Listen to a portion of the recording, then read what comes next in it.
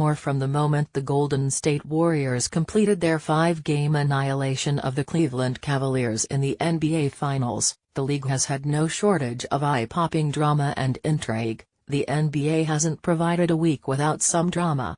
The wildest and most fascinating off-season in more than 2 decades has included unprecedented superstar movement, a shocking trade demand that broke up the champions once removed, and even a head-scratching social media blunder just as training camps are about to get underway.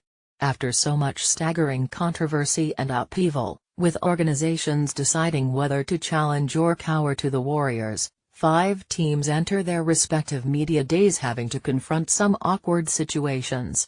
Some won't be easily resolved and others might not be settled until after the season. Carmelo Anthony recorded the greatest victory of his Knicks tenure by outlasting former team president Phil Jackson, his heckler-in-chief.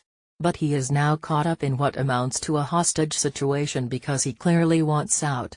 His refusal to be open to any other trade destination other than Houston has complicated matters because the Rockets don't have what it takes to consummate a deal, especially after most of their most valuable assets were shipped out to Los Angeles in the Chris Paul trade.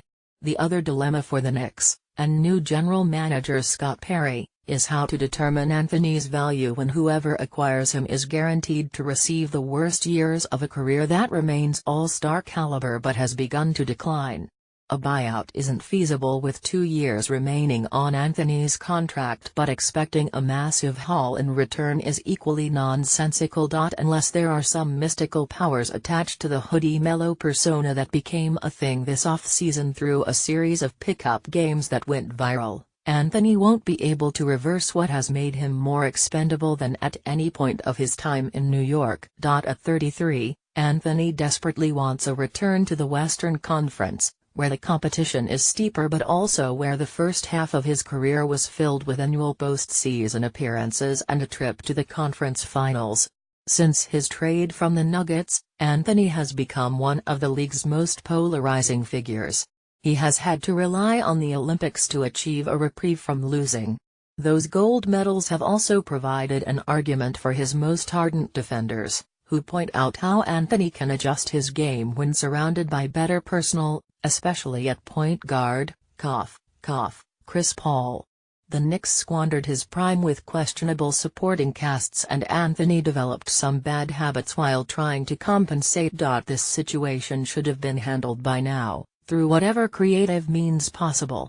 If the union between Anthony and the Knicks were a carton of milk, it would have exceeded the expiration date so badly that those thick, disgusting curds would have formed and created an odor so strong it can be smelled on the other side of the refrigerator. It needs to be over and its stench will follow the Knicks until Anthony is gone.